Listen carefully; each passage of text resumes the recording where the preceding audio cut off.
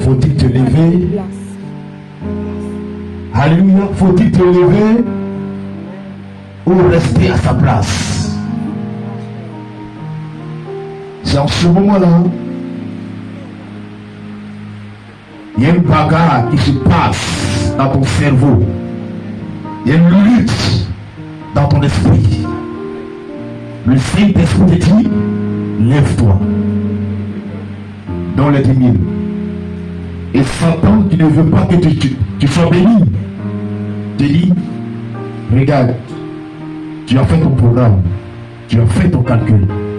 Après le culte, tu as une chose à faire. Et le Saint-Esprit te dit, dans les 10 000. Car il y a quelque chose de bon qui t'est réservé. Dans les 10 000. En ce moment-là, voilà une bagarre à ton cerveau.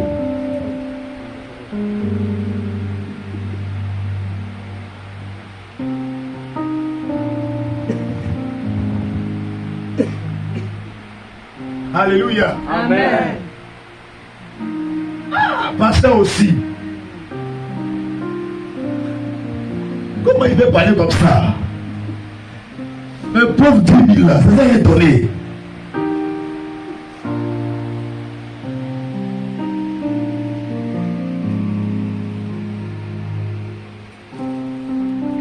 Le matin, sème ta sémence et le soir, ne laisse pas reposer ta main.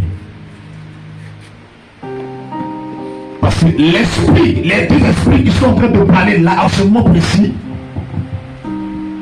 c'est que la voix que tu entends, la voix douce que tu entends qui te dit, lève-toi dans les débits. C'est la bonne voix qui te parle. Alléluia. C'est la bonne voix.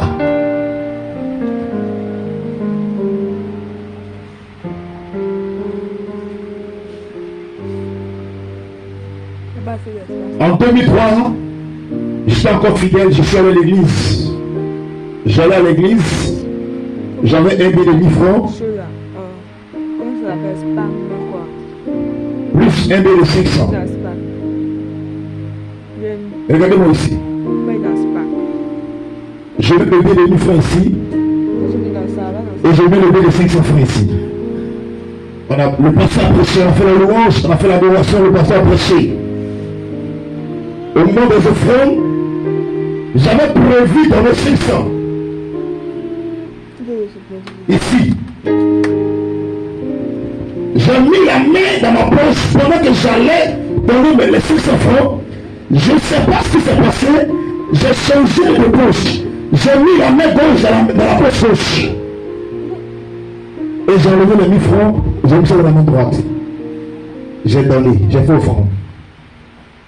Croyant que c'est le 600 francs que j'ai donné. On finit le culte. J'ai dit à mes amis, allons à Maïdaba. Arrivé là-bas, je fais dépense de 1000 francs. Je sors les 500. Alléluia. On ne peut pas blaguer Dieu. On ne joue pas avec Dieu. C'est que tu sais ce que Dieu récolte. Alléluia. Tous ceux qui ont jeté le pain l'ont retrouvé avec le pain. Alléluia. Gloire à Dieu. Ma fille Fanny, elle est où ça, mon lecteur?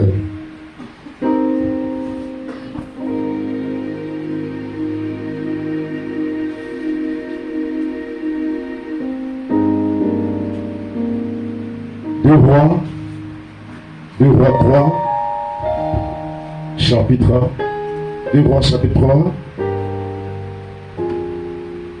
Pardon, 1 roi 3, 1 roi chapitre 3, verset 3 à 4. 1 roi chapitre 3, verset 3 à 4.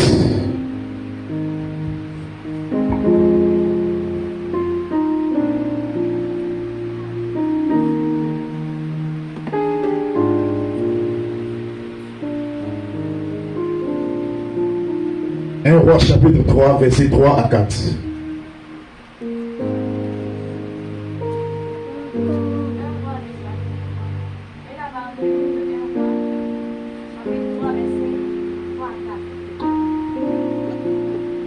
Salomon aimait l'Éternel.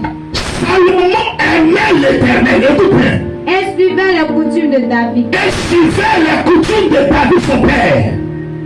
Salomon s'était sur les hauts lieux qu'il offrait des sacrifices et des parfums. C'était sur les hauts lieux, sur la montagne, que son père avait pour habitude d'offrir des sacrifices à l'Éternel. Le roi se rendit à Gabaon. Salomon, après qu'il devient roi sur Israël, après la mort de son père, Salomon devient roi à l'âge de 17 ans. Alléluia. Il devient roi en Israël après son père. Il va succéder son père David. Et il devient roi en Israël. Et la Bible dit, qu'est-ce qu'il fait? Le roi se rendit à Gabaon. Il sacrifiait. Le roi se rendit à Gabaon, où le peuple israélite avait pour habitude d'offrir le sacrifice à Dieu. Car c'était le principal des hauts lieux. C'était là le principal lieu. Salomon offrit 1000 holocaustes sur l'autel. Salomon offrit 1000 holocaustes sur l'autel. À Gabaon, l'Éternel apparut en songe à Salomon. Amen. Attends. On dit quoi? Salomon offrit 1000 holocaustes à l'Éternel. C'est-à-dire quand il devait roi, il était tellement seul. Il était dans la fleur de la jeunesse. Salomon s'est dit, je suis seul. Et l'Éternel m'a choisi pour roi sur Israël. Sur des vieillards, des gens qui m'ont vu naître, des gens qui ont travaillé avec mon père David, des gens qui m'ont vu naître. Et aujourd'hui, Dieu me fait roi sur eux. Dieu m'établit roi sur ces personnes. Alors, Salomon s'est posé beaucoup de questions. Sur sa couchette, pendant la nuit, il se posait beaucoup de questions. Comment est-ce que je vais diriger ces choses-là? Ces vieillards, ces sont âgés que moi, des gens qui m'ont vu naître. Comment est-ce que moi Salomon, qui suis seul, comment est-ce que je pourrais les construire? Comment est-ce que je pourrais les entretenir? Alors Salomon s'est posé beaucoup de questions. Beaucoup de questions. Et Salomon va trouver la solution, la réponse à ces questions. Qu'est-ce qu'il fait? La Bible dit, il monte à la montagne de Gabaon, le principal lieu de sacrifice. Il monte sur l'autel, sur la colline de Gabaon. Il monte là-bas et il offre 1000 holocaustes, 1000 bœufs, 1000 holocaustes, 1000 troupeaux. Alléluia. Et la Bible dit, quand il est descendu de la montagne, la même nuit, Dieu se révèle à Salomon et lui pose la question de savoir, qu'est-ce que tu veux, Salomon? Que je te donne?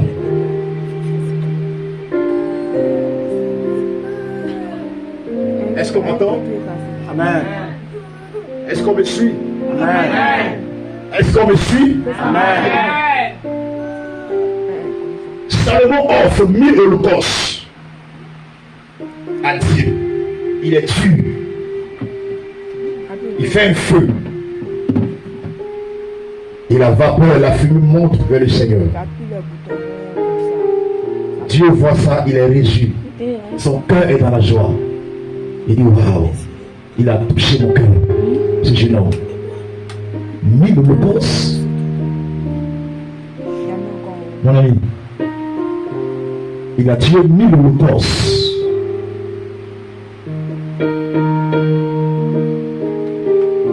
Et dans la nuit, Dieu vient à lui. Dieu dit, qu'est-ce que tu veux que je te donne? Question.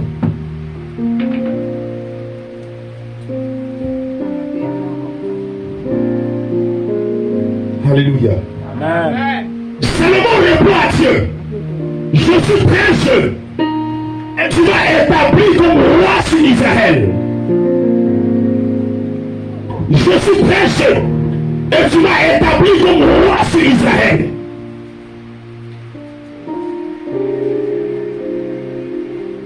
Mon père a laissé beaucoup d'argent de mourir. Mais je te demande une seule chose. Donne-moi la sagesse. Pour conduire ces vieillards. Pour enseigner ces vieillards. Je lui dis, tu es sage. Puisque tu n'as pas demandé la mort de tes ennemis, ni l'argent pour t'enrichir, et tu me demandes la sagesse, je t'accorde la sagesse. Et en plus de la sagesse, je te bénirai. Et après toi, avant toi, il n'y aura aucun roi qui sera béni comme toi. Jusqu'à aujourd'hui, même quand on cite les milliardaires, les billionnaires, il n'y a pas un qui a atteint la fortune de Salomon. Pourquoi? Parce qu'il a jeté son père à la surface des eaux et ça a touché le cœur de Dieu. Et Dieu s'est révélé à lui. Voilà comment Dieu répond.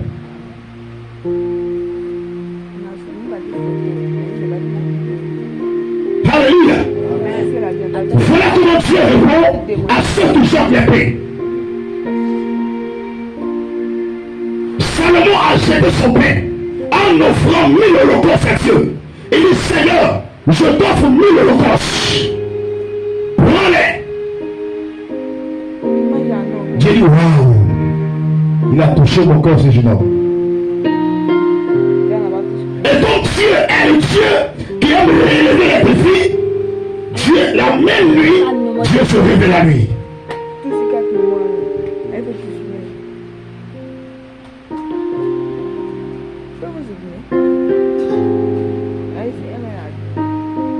Vous savez pourquoi? Écoutez-moi très bien. Vous savez pourquoi les gens qui ont l'argent, même les artistes, écoute-moi bien. Vous savez pourquoi les gens qui ont l'argent aiment aller dans les orphelinats pour faire les dons? Tu sais pas? Amen. Vous ne savez pas? Les gens qui ont l'argent, remarquez bien, les gens qui ont l'argent, ils aiment aller dans les orphelinats pour faire des cadeaux aux bébés, aux enfants. Parce qu'ils savent que, en donnant aux enfants, ils vont recevoir. Quand tu fais du bien à quelqu'un, quand tu parles la main à quelqu'un, en retour, tu reçois. Voilà comment Dieu veut que nous fonctionnons. Jette ton pain afin de recevoir. Gloire à Dieu.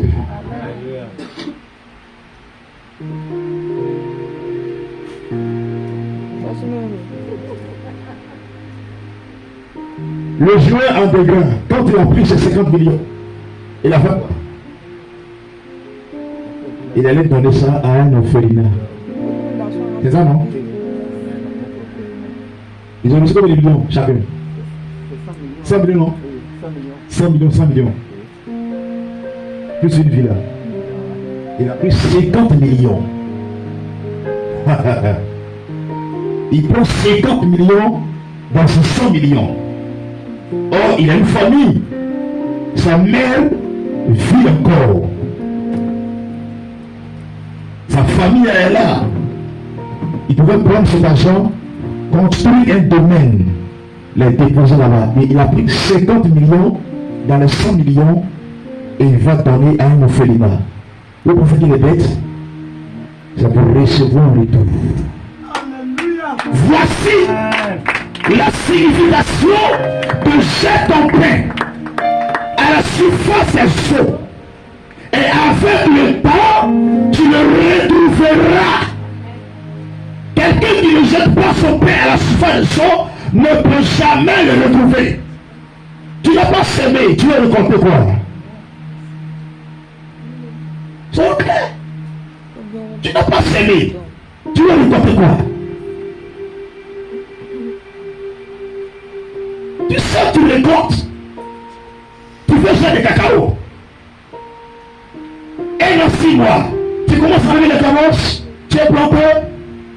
Mais pendant que les gens sont en train de planter, toi tu dors. Tu es en train de dormir. Tu dors. Et quand les 1 mois, 6 mois, 1 an, 6 mois arrivent, que eux ils commencent à enlever les cabosses, cabosser, transporter le cacao, sécher, ils commencent à vendre. Tu commences à te la tête. Bon, je suis là, je vais t'aider à ramasser. Tu viens aider le poussant à ramasser le cacao. Tu n'as pas semé, tu veux récolter quoi?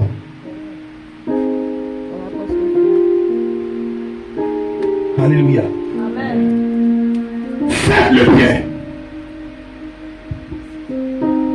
Si vous avez l'occasion de faire le bien, faites-le. Et ne vous lassez pas de faire le bien.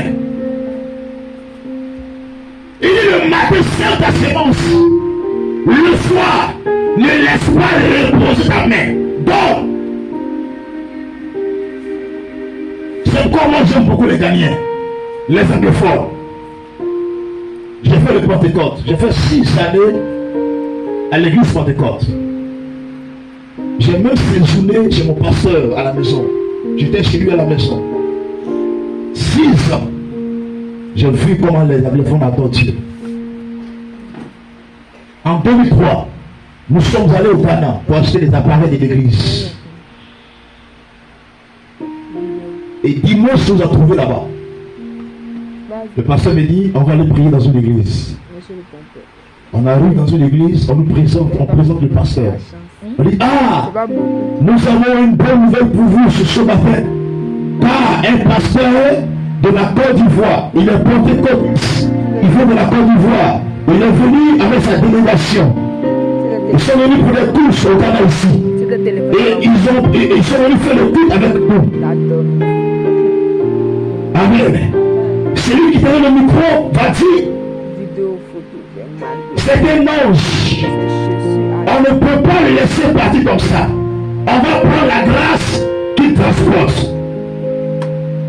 Amen. Ils ont placé des bassines. Des bassines. Je vous dis des bassines. Je vous assure.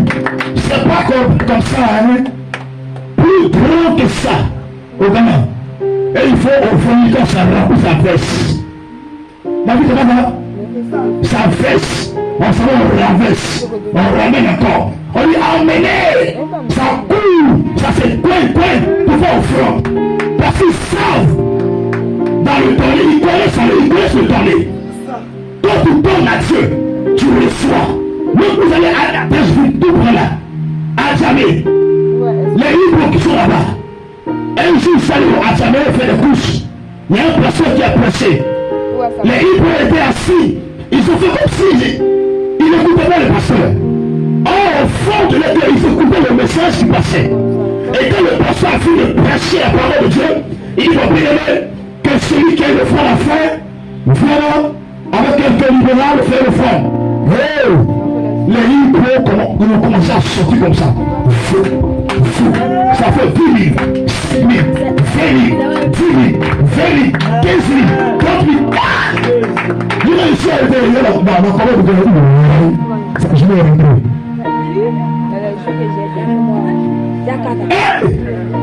Le tournée, les agriculteurs ont compris. C'est maintenant les pays francophones sont en train de comprendre un peu impossible en vent. Français donne pas. Les pays que les Français ont colonisés, ils ne vont pas donner.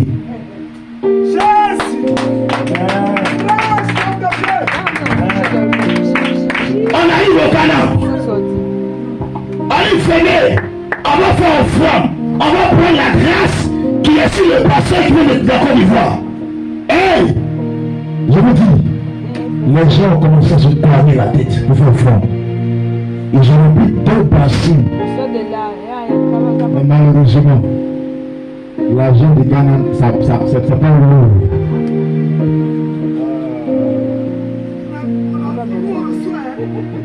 En ce moment-là, en 2003, 1000 francs CFA faisait 16 000 francs là-bas.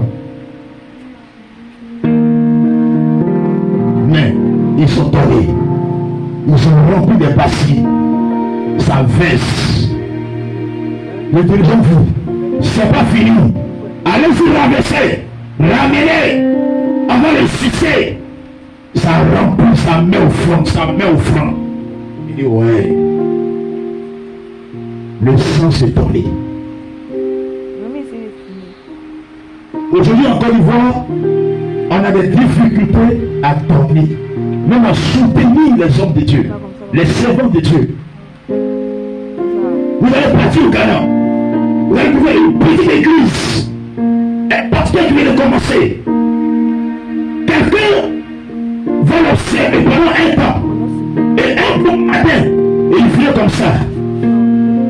Quand il voit qu'il n'y a pas d'appareil, il vient, il va au marché, il prend un appareil complet. Piano, batterie, guitare. Il te pose. Il dit, pasteur, ça c'est mon offrande. Parce qu'il sait, il connaît le résultat de ce qu'il veut faire. En donnant à Dieu. Dieu est celui qui relève le défi. Alors Dieu, il est obligé de relever le défi de l'obéir. Voilà comment les Ghanéens prospèrent, les anglophones prospèrent et nous les francophones. Voici le secret. C'est ça le secret.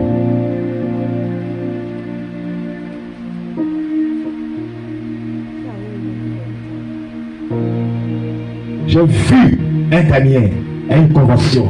J'ai vu un Ghanéen, un homme d'affaires, à une convention. Le dernier jour de la convention, la voiture dans laquelle il est venu à la convention, il a remarqué le pasteur qu'après les cultes, les programmes, le pasteur empruntait un taxi pour regagner son hôtel. Il dit c'est pas normal. Un homme de Dieu ne peut pas vivre comme ça. Je vous dis, le troisième jour, le monsieur, il enlève sa clé, la clé de la voiture. Il dit, pasteur, Dieu le met à cœur pour t'offrir ma voiture.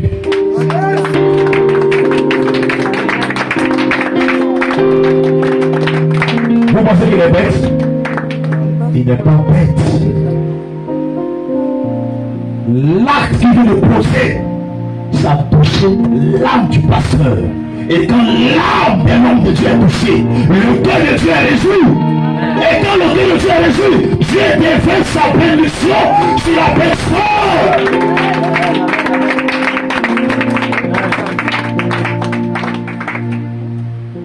Jetez votre pain à la surface des eaux. Et vous le retrouverez avec le temps.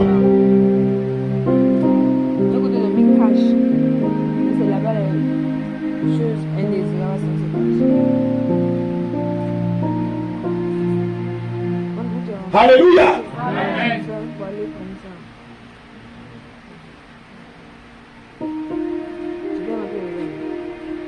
La Bible dit Isaac avant de mourir, le fils d'Abraham d'Isaac devenait vieux. Il devenait vieux, il tendait vers la mort. Partait vers la mort. Il appelle son fils, il dit mon fils, prépare-moi un lit. Prépare-moi une nourriture. Je vais manger. Et après quoi, je vais te bénir avant de mourir.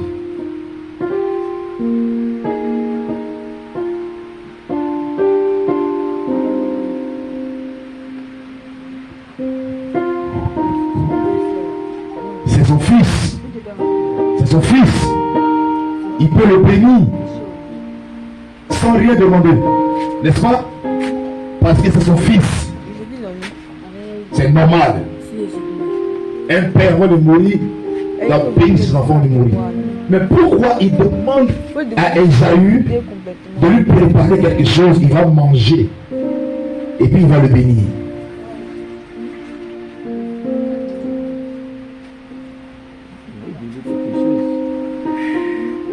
donne quelque chose. En retour, je te bénirai. C'est ça Dieu. C'est comme ça Dieu marche.